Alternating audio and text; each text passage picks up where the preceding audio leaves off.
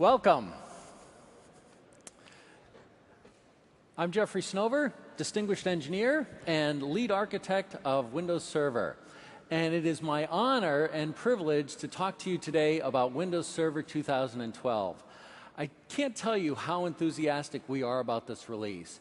You know, I'm reminded of a time a new Rolling Stones album came out, and one of the critics said it was an instant classic. It was a classic because you listened to it and it was comfortable. It was what you knew you were going to hear from the Rolling Stones. And yet it was new, it was novel, it was innovative, it was edgy.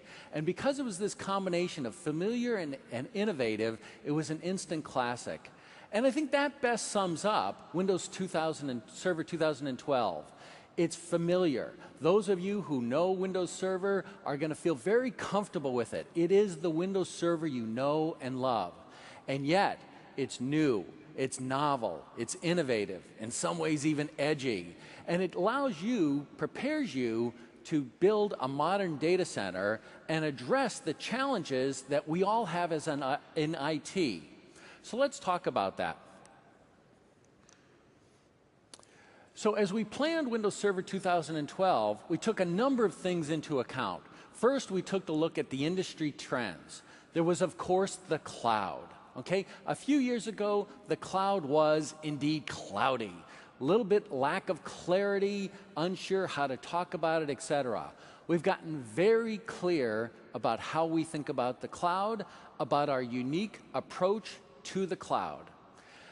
Also, an explosion of data. There is a ton of data out there, just keeps growing. And with that data, we've learned how to get insight out of that data, and from insight, get competitive advantage, right? Business advantage. And when IT can connect the dots between IT and business advantage, the checkbooks open up, right? People are willing to spend. So the ability to process and manipulate large amounts of data is very important. And then, of course, mobile. In mobile, we have lots and lots of devices. Each of us have a number of devices with them, often personal devices. And so the ability to deal with those multiple devices was very important. Next, we took a look at the technology innovation. Right? Technology, of course, always advancing. In the area of CPUs and computing, once high-end, esoteric technologies like multi-core, NUMA technologies, technologies that required, the top programmers, some of the most sophisticated programmers, are now commonplace. And so it's the role of the operating system to take these once esoteric technologies and make them available to everyone in a very simple way. In the area of networking, after a long period of 1 gigabit, now 10 gigabit is coming down to a price where we're seeing it commonplace. And shortly after 10 gigabit comes 40 gigabit, and after that 100 gigabit. InfiniBand, RDMA, hardware acceleration, lots of innovation happening in network. And of course in storage. SSDs, the prices are plummeting. We have new storage architectures and technologies. We took those all into account. We then drew upon our experience, right? We got very good at listening to our customers, listening to you. Today, for every 100 servers that get built, 75 of them end up with Windows Server on them. So Windows has quite a large footprint in the industry. And we went out and talked to people just like you and said, hey, where's it working for you? Where's it not working for you? Where can we do better? And we paid attention. We spent over $10 million doing this kind of customer research. And then the cloud. Think of this. Think, what are the, say, top 5 or top 10 software manufacturers in the world? People who produce software products that you can purchase and run. Okay? Now, then think, what are the top 10, 5 or 10 companies that have cloud properties? And there's only one company where both names are on both lists, where the name is on both lists, and that's Microsoft. We have some of the largest cloud properties in the world with Hotmail, Bing, Azure. And so we went and talked to them and said, hey, you're using Microsoft, you're using Windows, where is you having troubles, where can we do a better job? And so we drew upon this experience to do our planning. are planning to produce and enable a modern data center. And we did this planning together with Windows System Center. Sorry, so it's Windows Server 2012 and System Center 2012. And we designed these products together to enable the modern data center. So let's talk about this transformation, right? So in the past, we had servers and applications, and honestly, these two were chained together. And this produced, it was hard to separate, what is the server from what is the application. And this produced a rather fragile and rigid environment. Virtualization cut those chains and offered a certain degree of agility. It turns out it wasn't as much agility as we thought it was going to give us, but it was quite a bit. And here I'd like to stop and do a hats off, give a hats off to our competitors in this area. They've done a great job. But before I get into that, let me talk about a previous competitor. How many of you are currently running Novell? Okay, didn't see any hands, and these guys over here are saying, what's a Novell? Okay, well, at one point in time, there was a great company called Novell, a dominant vendor in an area. And Microsoft looked at this and said, wow, they're doing some great stuff, but wait, what the heck? They fired up our competitive juices, right? Got fire in the belly, and asked ourselves, why are we doing this? Isn't there a better way? Is there a new approach? And we responded and produced the Windows Server that you have today.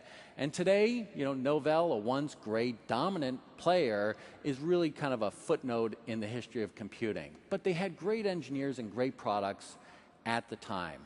And so too, at this moment, I'd like to acknowledge some of the great work of the competitors that we've had. They've got some great engineers and they've done some great work. And they too fired up the Microsoft competitive spirit, where we took our engineers and we asked, why does it have to be this way? Why can't we do it this way? Are we solving the right problems? And we brought our innovation to bear in Windows 2012. So I think you're going to enjoy that.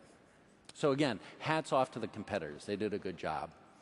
So what we did was, having broken the tie between the application and the server, we then say, hey, let's now pool those servers. Let's pool and separate the storage. Let's get a focus in on the networking and treat those all together. And really, this combination of computing, storage, and networking forms the cloud. And so our model is that now you run applications on the cloud to get great advantage. And as soon as you do that, you can run multiple applications on the cloud. And that gives you lots of benefits. Like, when one application isn't using a lot of the resources, it can free them up for the other applications. And then when it needs them, you can give them to them. Okay, so you get a degree of agility with that. And ultimately, now you can transform your application into services running on clouds. Now, this is where things change dramatically. Because once you have services running on the cloud, then you get to decide what type of cloud you want to run it on. Do I want to run it on an on-premises cloud? I want to stand up my own cloud and run my service on it. Or would I like to have Microsoft host that and run my service on their cloud? Or do I have a trusted hoster that I've got a business relationship with, they're an advisor, and I'd like to run my application on their cloud? Or would I like to take my service and run part of it here and part of it there? And in order to enable this flexibility and simplicity, we've had to deliver a set of commons, right? Common virtualization, common management, common identity, common deployment models, and development tools. And so this is the modern data center, the attributes of a modern data center: shared resources, pooled, scalable and elastic, automated and self-service, right? Self-service is actually one of the acid tests of the cloud. In order to have self-service, you have to have a sufficient level of automation to support that. So if you don't have self-service, you have the right amount of automation. And then, of course, something that's always up and always on. And the benefits of this approach are, one, agility, right? Gives you lots of ability. The ability to, when your business partner comes to you and says, I need to do X, instead of being the traditional IT reputation of being the guardians of no, no, no, no, no, no, we now transform, and we have the agility and the bandwidth to start saying yes, yes, yes, and we become great business partners. It provides great economics. Boy, the numbers that you will see with Windows Server 2012, some of the things that in the past required just extraordinarily, large budgets, you can now do on a shoestring, okay? And focus. Focus means that you've got people who understand something and they focus in on it and let other people focus on other things. Self-service, for instance. Self-service allows you to focus in on providing the infrastructure, and then someone else can focus in on consuming the infrastructure when and how they want it. And the separation of concerns gives great benefits. So let's talk about this transforming the data center. Built upon Windows Server 2012 and System Center 2012. And the bulk of this conversation is going to be demos. And so we're going to show you these things in 4 parts, and we've got a special announcement in the middle. So that's going to be some good stuff.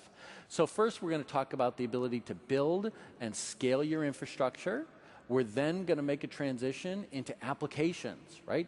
OSs are great, but it's really about the applications. So what are we doing to be able to deploy, to develop and deploy those applications?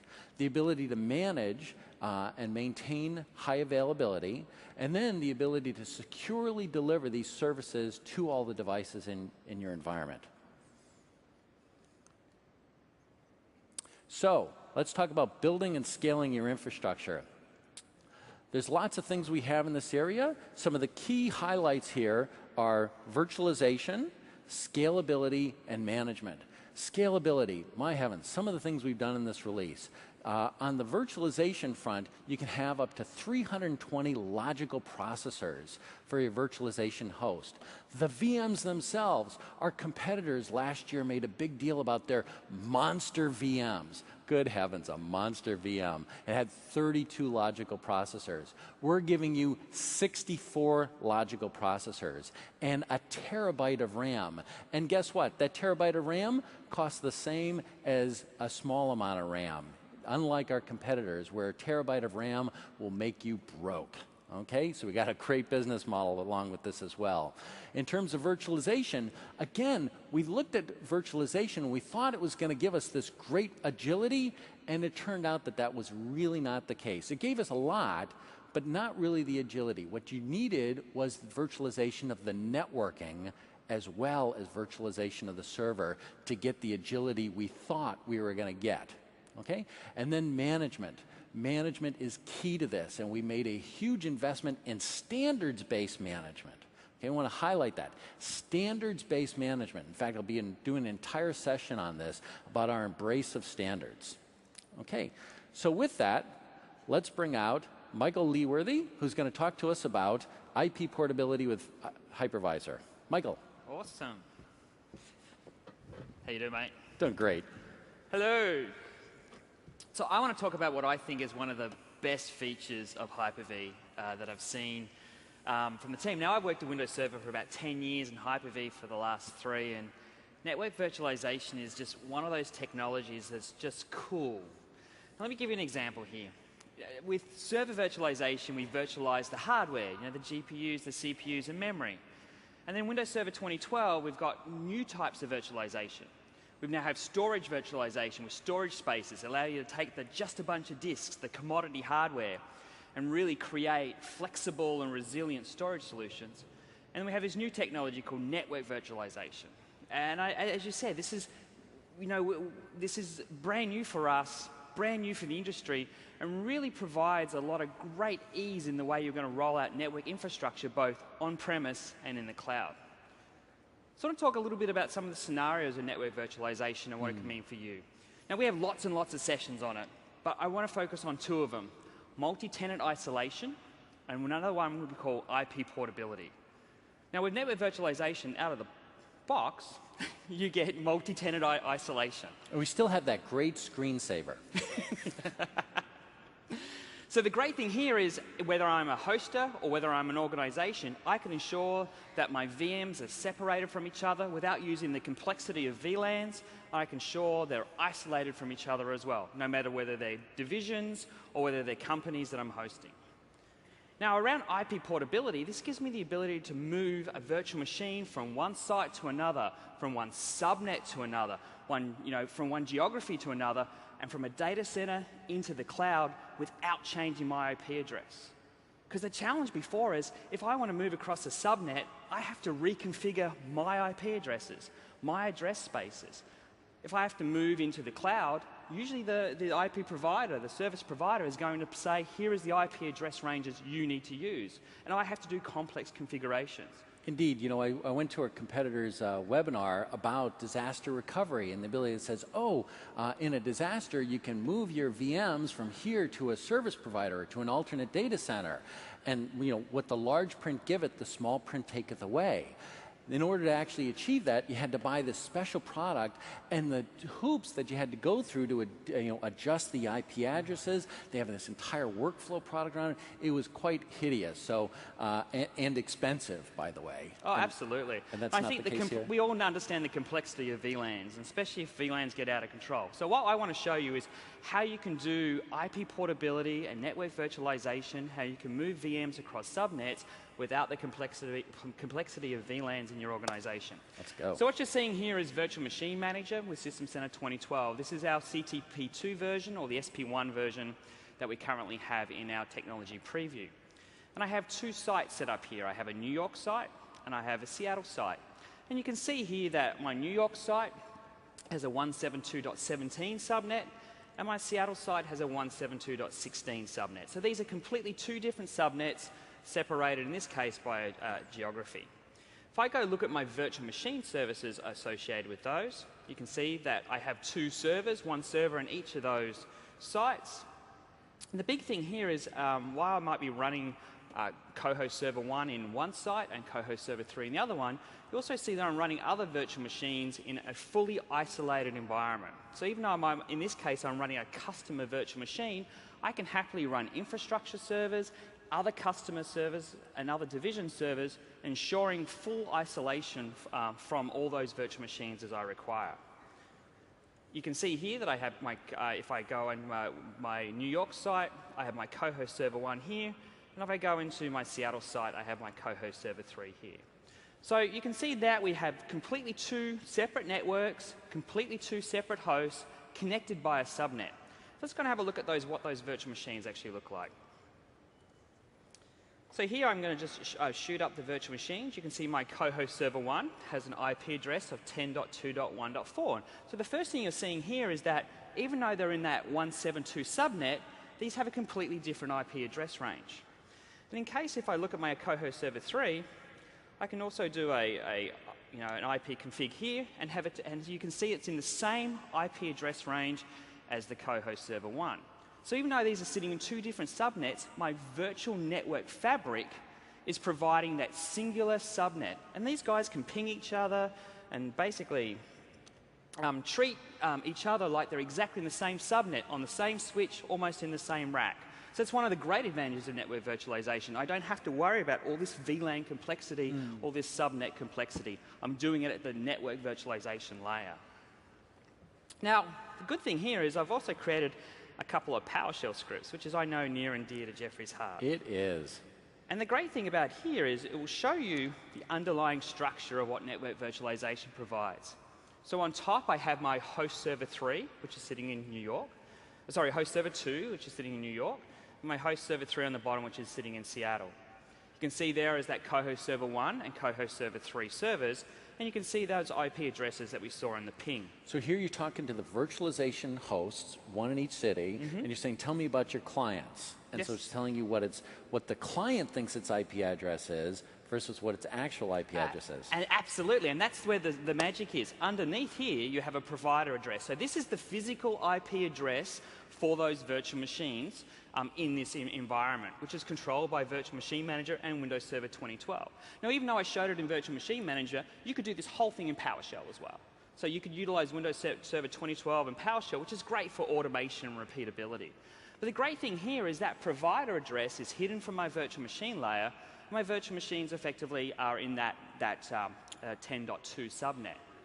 Now, the great thing about that is we also control the address space of that provider address. So the Virtual Machine Manager and Windows Server 2012, our new extensions to DNS, will always know where those virtual machines are, no matter where they are in my organization, where they are on those host servers, and understand exactly what that provider address is so they can communicate to those.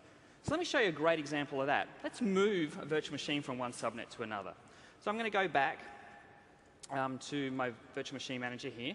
I'm going to go to my co-host server 3, which is sitting in my Seattle site, and I'm going to migrate this virtual machine across a subnet.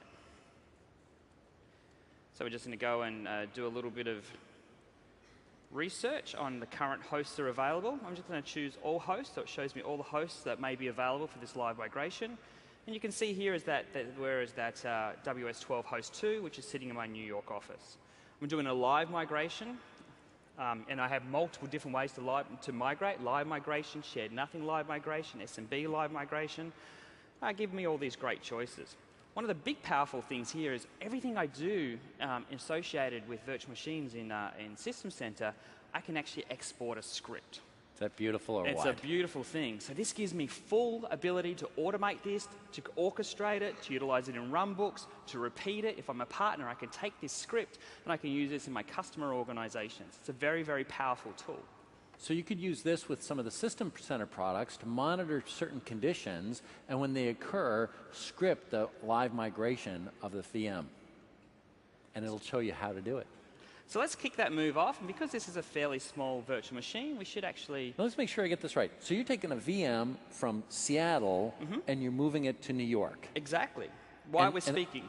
And it stays on the same subnet. Stays on the same subnet. Because it's virtual. But the great thing here is why I'm moving that, because it's live migration, even though I'm maybe utilizing shared nothing live migration, my users can still access it. They don't know it's moving across subnets. They don't even know it's moving across servers. They can still access it like it's sitting on the same server. Now, if we go back here, you can see that server is happily sitting in my New York site now. The magic is if we minimize this and go back to my PowerShell scripts, if we run the one down the bottom, you can see it returns nothing. If we run the one up the top, you can see that 10.2.19 address has come in, and you can see its subnet has changed to .17. However, it still has the 10.2.1.9 address. This shows you one of the powerful features of network virtualization, IP portability, keeping your address space no matter where you're creating that virtual machine, whether doing it locally, geographically, or into the cloud, provides you the ultimate in flexibility. Thank you. Awesome, Michael. I love that stuff. I tell you, you just gotta love that stuff. It is awesome. Okay, so now we got lots and lots of detailed sessions on this stuff. We've produced a URL here for you. After each one of the done, you might want to get a pen out and write this out. This URL will point to all the sessions broken down by the various areas for drill-in topics. And if you don't get it right now, don't worry about it. After each demo, we'll show the same slide, and I'll take a minute so you can write it down. Okay. So let's talk about deploying and managing your applications. Okay? So here, OSs are great, but really OSs are about running applications, right?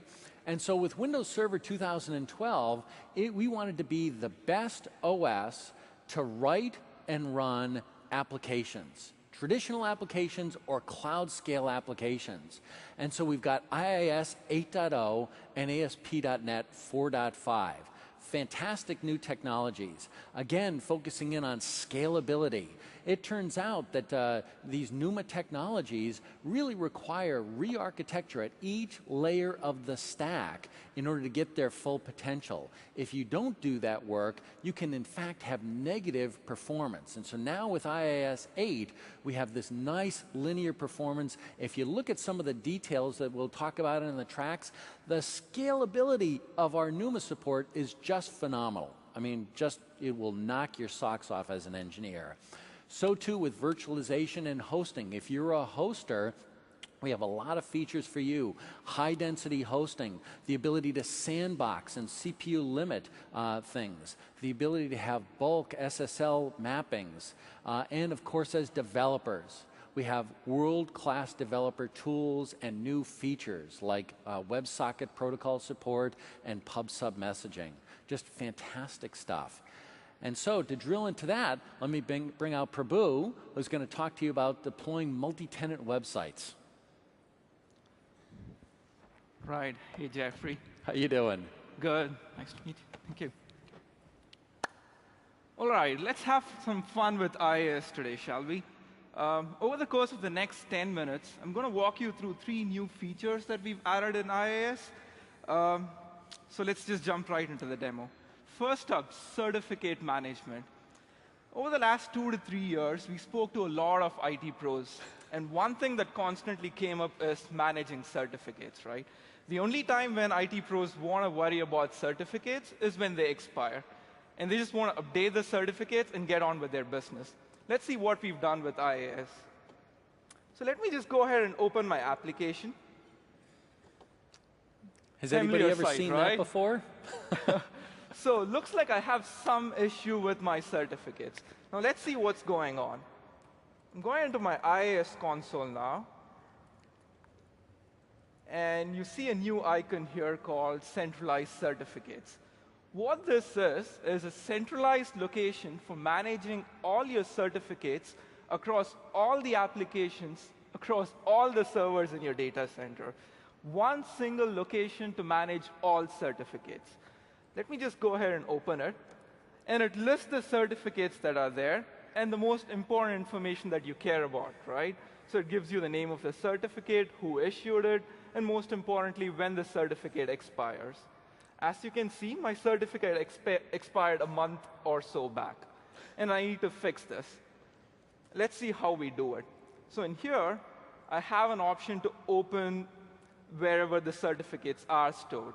And if you notice, it's now an SMB file share.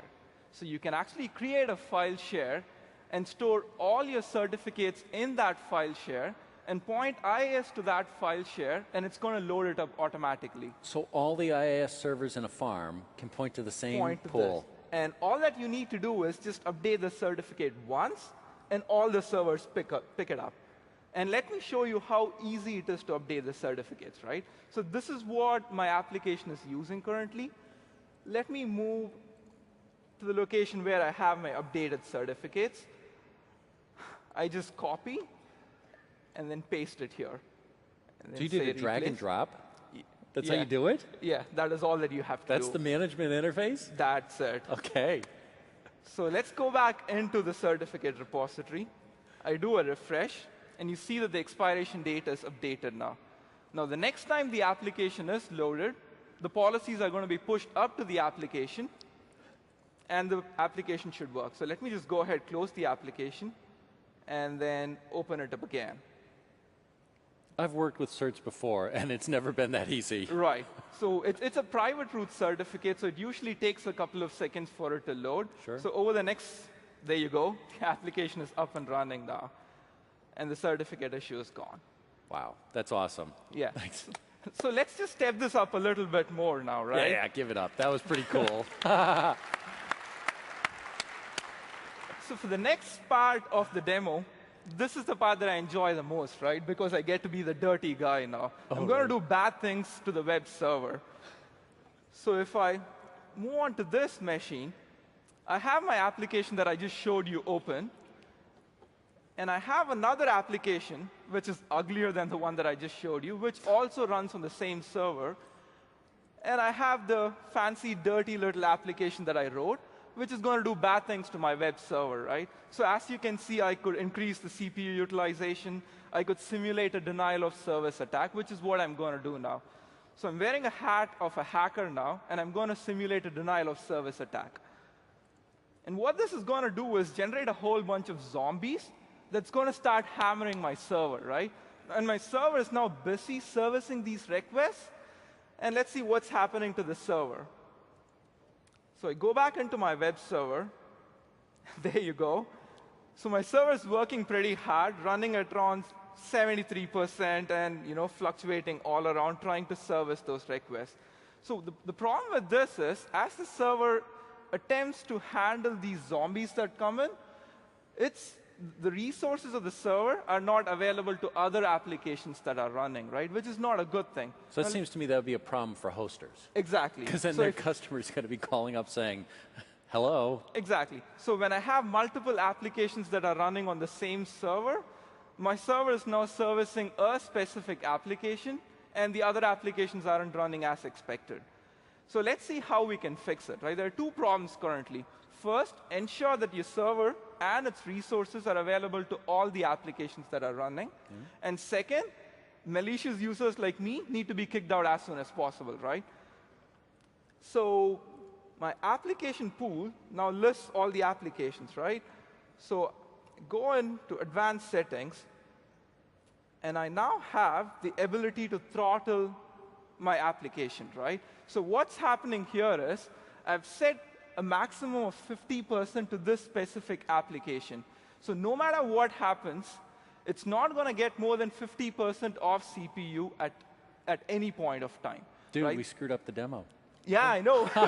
So you notice, we forgot to reset the demo, and so when you saw the CPU, it wasn't pegged, and that's because we had the throttling already engaged. If we didn't have that, you would have seen the CPU absolutely pegged at 100% with all of his zombies attacking it.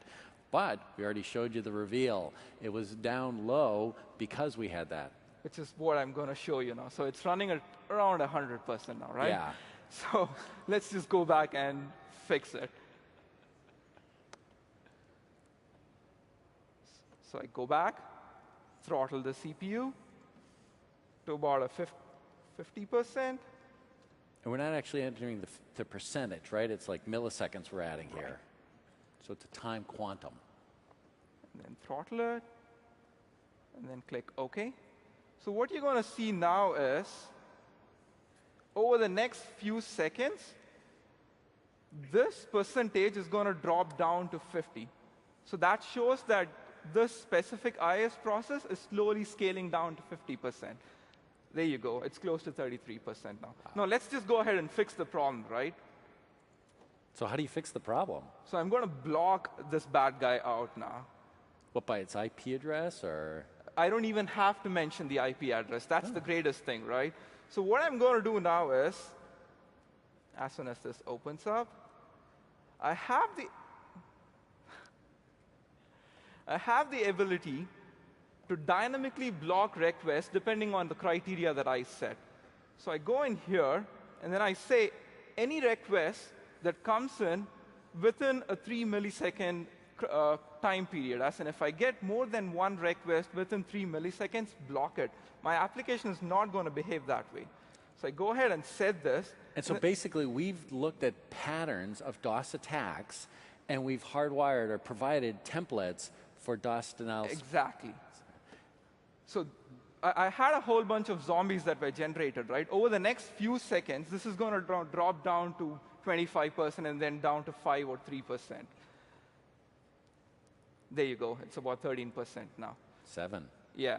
So what I've effectively shown you over the last 10 minutes is, number one, certificate management. Whether you have a single server with just one application running, or whether you have hundreds of servers with hundreds of applications running, certificate management takes a minute, couple of minutes. All that you need to do is just copy over the new certificates, and it's business as usual after that.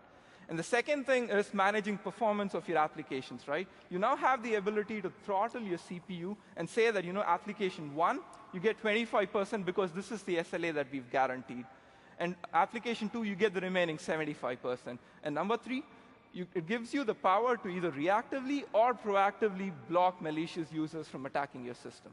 That's pretty much it. So all that I've done now is just scratch the surface, right? I'm hoping that over the next week, you get an opportunity to understand all work that we've done with Windows Server 2012 and specifically IIS. Thank you, and hopefully have a good TechEd. Thank you. Great, thanks so much.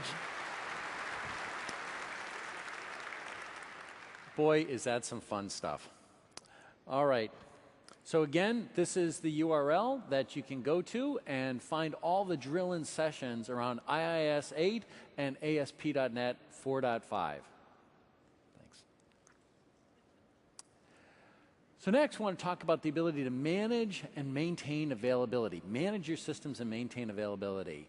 In this release, we have a quantum leap in the manageability of Windows Server. It was actually pretty great to start with, but in terms of automation, when we first shipped PowerShell, we shipped with 130 commandlets. Okay, pretty modest. In the last version, we shipped with 230 commandlets, And in this version, in Windows Server 2012, we're shipping with over 2,300 commandlets. So a massive increase in your ability to automate the server. Now, in addition to that, we made a major investment in standards-based management. Now, we've always done standards-based management with WMI, but honestly, it was WMI over DCOM, not exactly a standards protocol. So now we've fully embraced WS-MAN, the standard management, and it is the primary management protocol. Now, DCOM still provided for backward compatibility, but now standards is a full first-class citizen. Oh, and of course, Server Manager. This is a transformational release for server. In the past, we really saw ourselves as being an OS for a server. But with Windows Server 2012, we have a new identity. We think of ourselves as having a mission of being a cloud OS. And a cloud OS means that we have to be able to run and manage lots of servers and all the devices that connect those servers together, whether they're network devices, PDUs, storage, etc. We take responsibility for all of that. Now, that is a very long-term commitment. It will take us multiple releases to bring it to full fruition, but in Windows Server 2012, we make an awesome first step. Server Manager transforms from being a single machine management tool to being a multi-machine management tool. And wait till you see it. It is just gorgeous. Also, around continuous availability, we focused in and talked to customers and did analysis of site downs, what caused downtime. And then we put together a comprehensive plan. And let me underscore this notion of comprehensiveness. Okay? Unlike all of our competitors, we have the ability to do the deep engineering at whatever level is required to do the job right. And so in many of the things you'll see during this week, whether it's storage or networking or whatever, you're going to hear this nice high-level feature. But the reality is that we had to go down into every level of the system to do deep technical work to make those features happen. And that's something our competitors can't do. So in the area of continuous availability around a single node, we transformed how we manage data to a disk, flushing it, and also the ability to do online repairs of the file system. We, in the past, check disk could take minutes, sometimes hours, sometimes many hours to complete. And now, because of our new architecture, it takes seconds. Okay? In the area of multi-node availability, we now have improvements in clustering, where you can have up to 64 machines in a cluster. We have clustered continuous file server. Now here, this is a distinction between continuous availability and high availability. Continuous availability is a much higher bar. High availability says that if a client is attached to a server and that server goes down, then you can fail over to another server. The application sees that failure, but if they try it again, it'll happen. Continuous availability says that if that server goes down, the alternate will detect it and come online to take over its service in time so that the client sees no interruption in service. Right? So applications don't need to be rewritten. In order to accomplish that, let me tell you, is an engineering tour de force. Every single layer of our storage stack had to be addressed. Okay, so we did great work there. And then in the area of multi-site continuous availability, we can now back up to the cloud, and we've got Hyper-V Replica. Hyper-V Replica is the ability to take hypervisor VMs and say, I'd like to replicate them to an alternate site. And you've got lots of different options there. So if something happens, you can then bring up that VM on that alternate site. And again, unlike some others in the industry, this is built in. This is not a multiple, a very expensive per VM add-on. It's built into the operating system. So with that, let me bring out Rick Claus to talk to you about multi-server management and cluster-aware updating. I didn't mention cluster-aware updating. Again, multi-machine environment, the ability to update the cluster, and well, Rick will tell us all about it. Howdy, Rick. Hey, Jeffrey, how you doing? I'm doing great. Good, good, good. Show us some good stuff. Yes, I see. Wait for my monitor to warm up over here. I'm going to actually terminal serve back into a demonstration machine back in Corp that is set up to be able to go and do some clusterware updating. Now, high availability, as you mentioned, and updating of servers generally tend to get into a little bit of a conflict, especially when it happens to be something like, oh, I don't know, Patch Tuesday, and you have to now patch your hosts as well as patching your guests. We've made that a little bit easier, just built into the tools with using something that's called clusterware updating with the new Server 2012. So this can work for any workload. It can be SQL, can be Hyper-V, can be high availability file servers, can be anything. But now it simply is a very simple interface to be able to go off and to kick off this process for doing some clusterware updating. Let me show you this for a sec here. I've got a 2-node cluster. They're doing a basic file share. It could be SQL, it could be Hyper-V. And I bring up this little option here that says clusterware updating. The great thing about this is you can schedule this. You can make it so that it happens on the 2nd Wednesday of the month. You can make it so it happens on the 3rd Wednesday of the month, so it's a little bit after the patching process if you wanted to. You're in control of this with a bunch of parameters. I'm just going to go through here and show you the settings. So I'm going to enable self-updating mode, and you can set your schedule to be able to happen on a regular basis. The default for this guy is going to be the 3rd Tuesday of every month.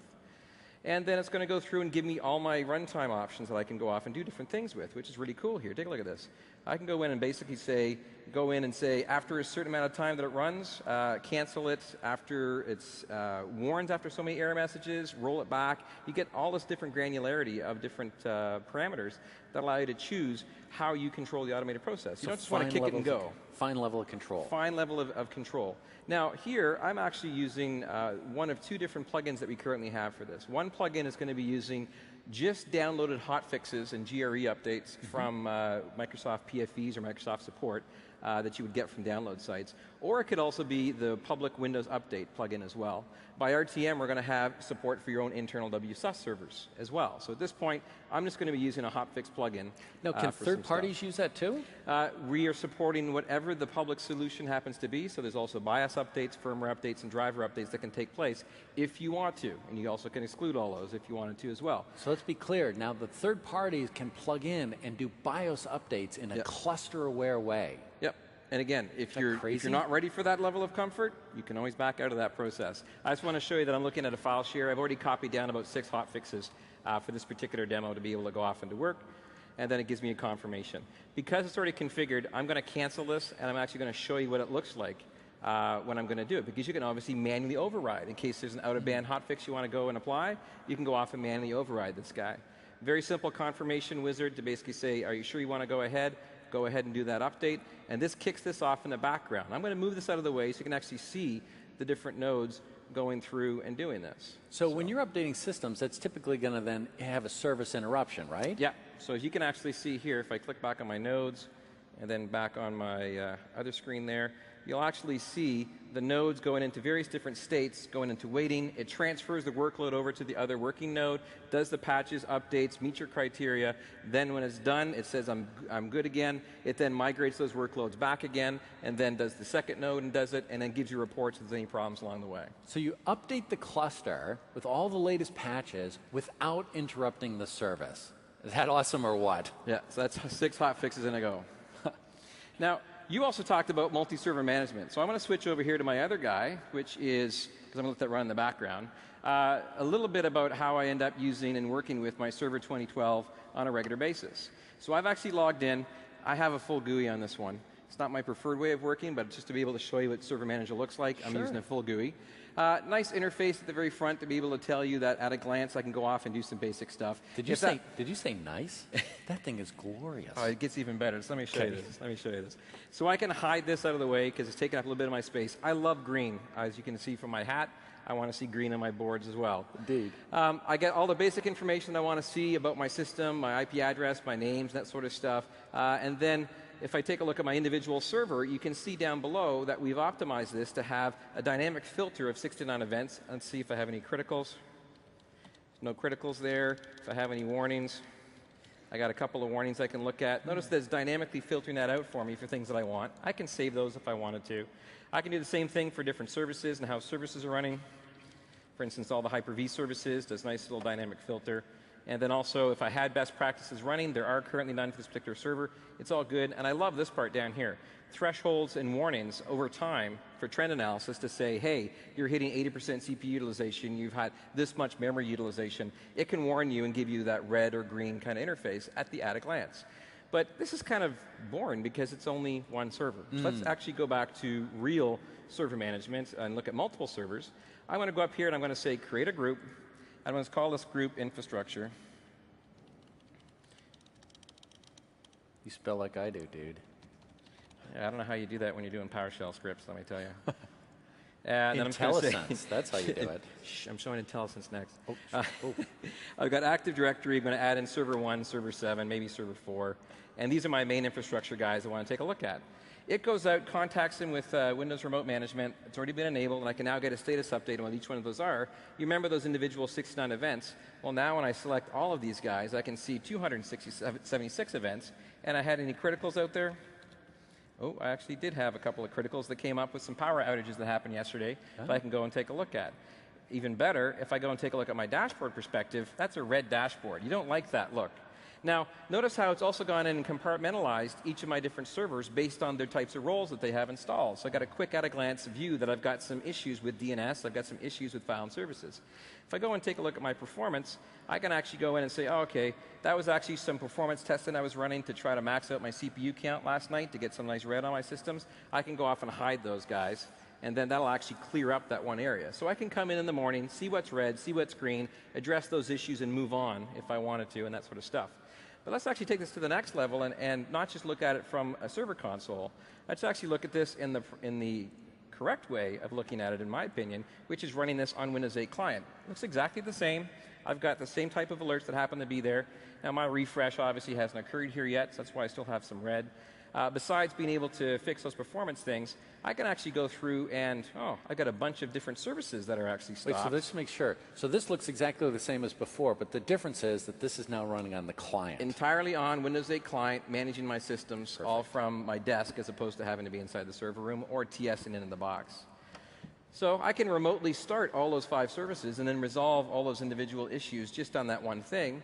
And then that also goes to make my thing a little bit less red there as well. Perfect. Fantastic stuff, nice and easy. Some neat stuff I also like about the left-hand side of my dashboard is I can also go through and have it look specifically at some issues with WSUS as an example, or some things that are specific to IIS. It does the filtering for me, all great. Now, one other thing I happen to like as well is the ability that I can go off and choose an individual server, right mouse click, and then I have context-sensitive menus of going in and firing off those different management tools. Again, all from one spot.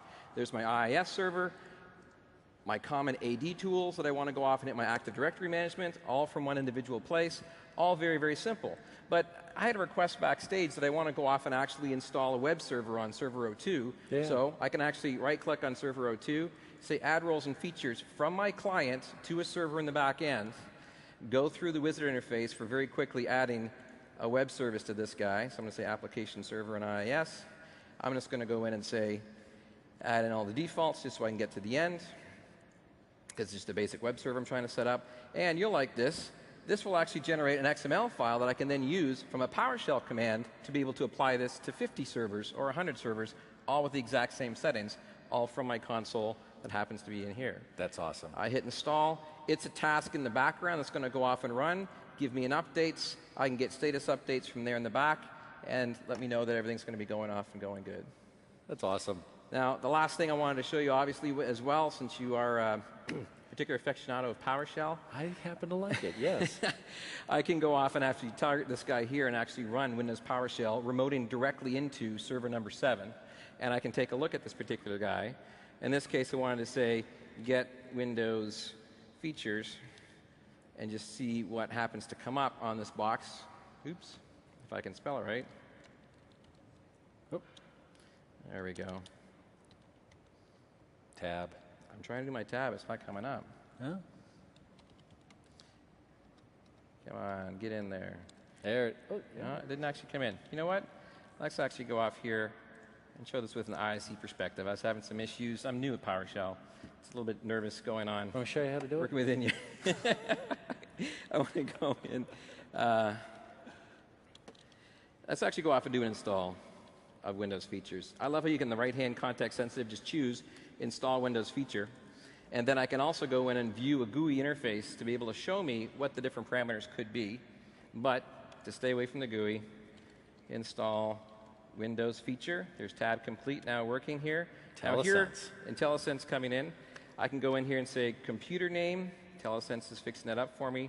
RD13-07 is the target, and I want to install the feature of Windows Server Backup. And then, because I'm paranoid about this, do a what if. It's going to go and look. It's actually saying, I can't do it because I typed my server name wrong. I wish they had IntelliSense for server names. SRV. Well, in fact, IntelliSense is extensible, so the community can write IntelliSense for server names. Yeah, you got to get the name of the feature right. Look, there we go. Excellent. Remoting, it's all there. That's awesome. Thank you very much. Okay, thanks, Rick. Show you. Cheers. Great, cheers.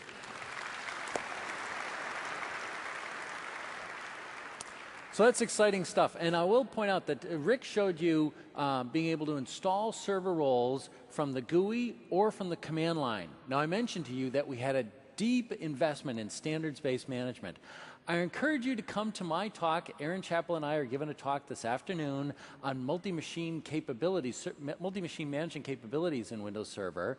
And what I will show is installing a Windows Server role from a Linux machine using standards-based management. Crazy stuff. Okay, so again, here's the URL for drill-in sessions. Now, I want to talk to you about this notion of a hardware abstraction layer. All right, hardware abstraction layer. About 20 plus years ago, Microsoft worked with the community to produce what was known as the hardware abstraction layer. And the hardware abstraction layer is kind of the unsung hero of the x86 ecosystem. The hardware abstraction layer is the thing that gives you unprecedented choice and simplicity. None of us, I mean, how many of you go out there and say, hey, I was thinking about buying a PC, I wonder if Windows will run on it? You don't. It just does. And the reason it just does, the reason why old versions of Windows run on new hardware and new versions of Windows run on old hardware is this notion of the hardware abstraction layer.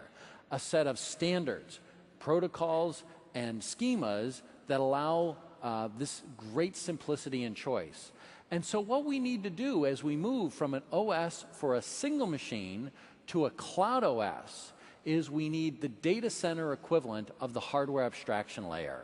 And that's what we're going to be building using standards-based management. And when I say standards, I mean SIM and WSMAN standards. And again, this is going to give you simplicity, choice, and make things just work.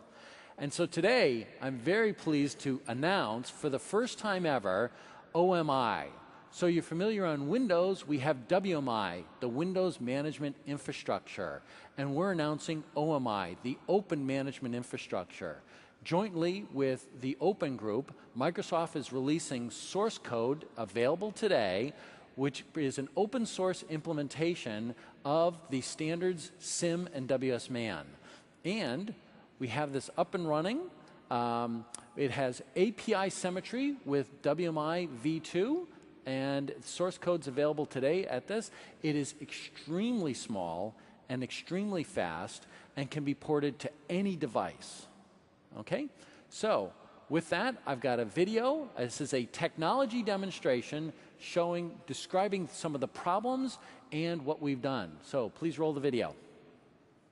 We worked with both Cisco and Arista to port OMI to their switches, and both companies are now implementing the DMTF standard schemas for networking. What I'll now show you is a technology demonstration of some of the things you'll be able to accomplish with a data center HAL. One of the most common sources of cloud service disruptions are misconfigured network settings. Every vendor has a different way to do this, and there are little to no automation. The problem is that sites like Azure configure the network hundreds of times a month. This demo shows how standards-based management can automate that process to reduce the risk of running an agile data center. Dozens of times a week, an Azure machine will have problems, and a repair sequence is initiated. If an automated repair does not succeed, the machine is shut down, its network port is disabled, and a technician is notified. It is super important to shut down the right network port. So here we've written a PowerShell script to automate the steps of that process using standards-based protocols and tools. This is now possible for the first time because the server is connected to an Arista switch running the new OMI management agent. Here I run the script with -confirm so I can make sure it will do the right things. Here it is asking if I really want to shut down the computer, and it gives me the opportunity to suspend the script to check things out. Notice that this script has created SIM sessions to the Arista switch, the base motherboard controller on the server, and to Windows running on that server, and that it is using the WSMan protocol to talk to each of them. I'm going to first manage the base motherboard controller on the server. Here I'm talking to the raw hardware itself, not the OS. I'll be able to perform this operation even if the server was powered off. This is important. Notice that it's showing me the owner contact. The script retrieves this information and uses it to send email to the owner of the machine telling them that it has been taken offline. Now I talk to the WMI agent on the OS to get some more information. This makes me confident that I'm shutting down the right machine. I'm going to hold off doing that until I'm sure everything else is perfect. The script is now about to disable the port on the network switch. I'm going to make sure that I'm shutting down the right port so I don't make front page news. Now because this is an Arista switch that is running OMI, I'm able to use exactly the same standards-based protocols and tools that I use to manage the physical server and Windows to now manage my network switches. Here I get the information that makes me sure I'm disabling the right port. Once again, I'm going to defer this operation. Now that I'm sure everything is correct, I'm going to do the operation again using the -verbose flag. Notice now that the script is showing me that it sent mail to the owner of the machine using the information it retrieved from the physical server. In this demo you saw us use exactly the same standards, protocols, and tools to manage a physical server, a Windows operating system, and an Arista switch. Pretty impressive. But what's more impressive is that I mentioned that Cisco also has the OMI up and running in their networking switches. What that means is if I had another data center using Cisco switches, this script and all the drill-in diagnostics that I did would work exactly the same way in that environment without modification. That is what we mean by a hardware abstraction layer for the data center using standards-based management. All right. Yeah, you like that? I got to tell you, we are just so excited by this approach. It is a new approach, very heavy on standards. Please, we have an entire session on standards support in Windows Server 2012. I encourage you to come to that. Okay, so now we're going to talk about delivering services to devices. We've got lots of devices, and we need to be able to deliver service to those in a secure, safe way. And so with that, I'm going to bring back Rick to talk about data security and compliance.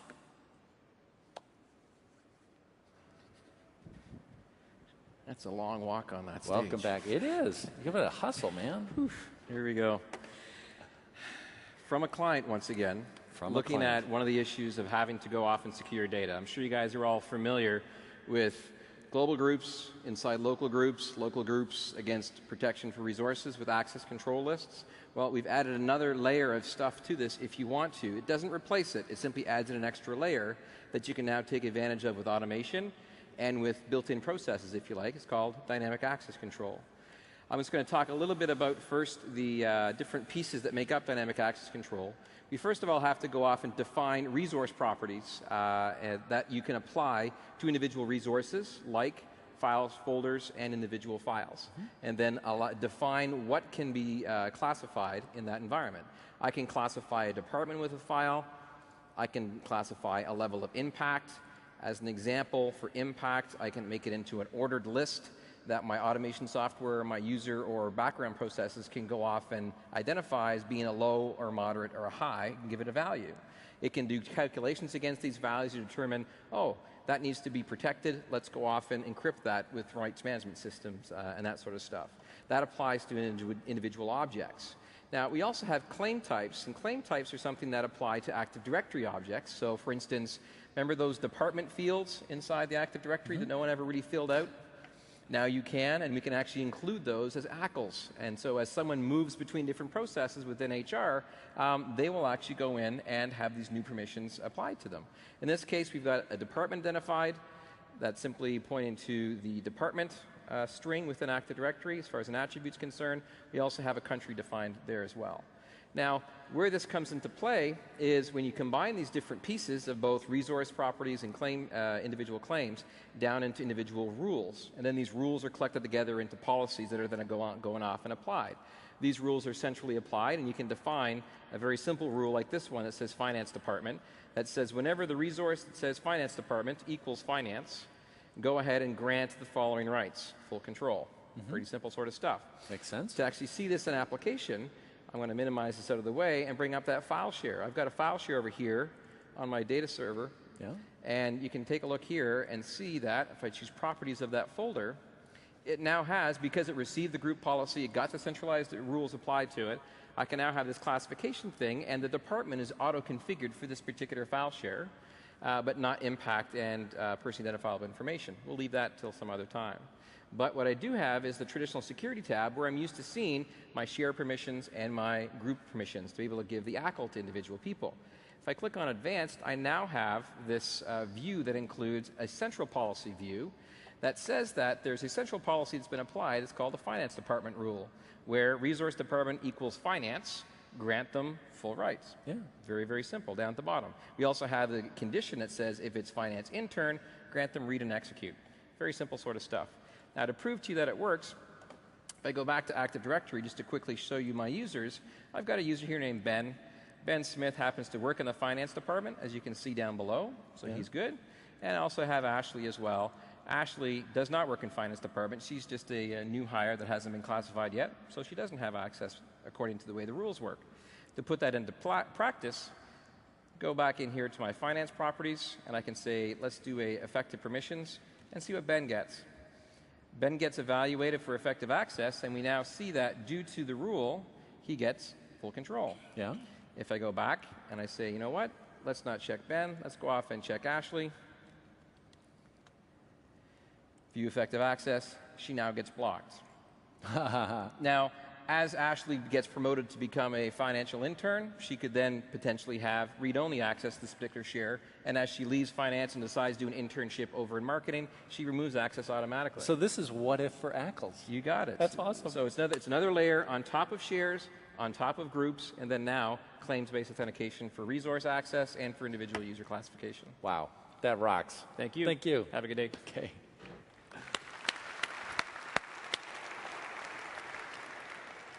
And again, last chance to get this URL, so if you haven't gotten it, get it now.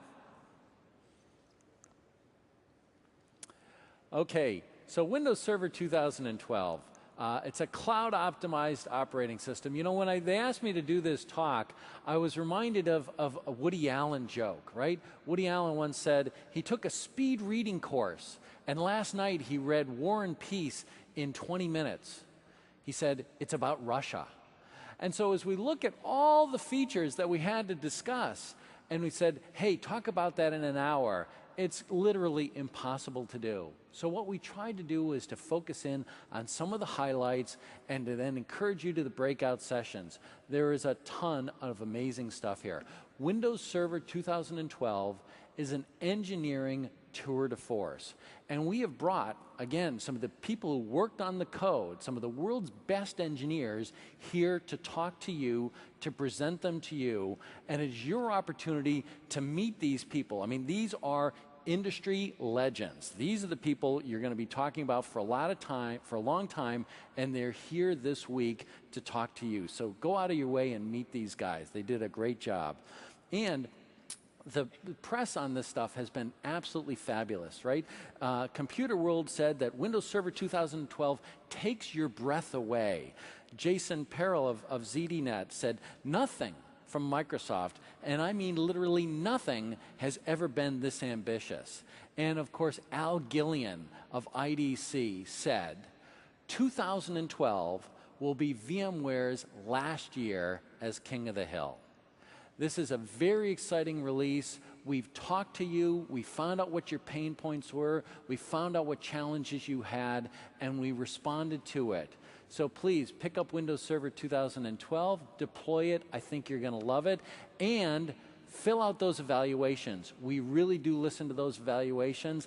And thank you so much for your time. This has been great.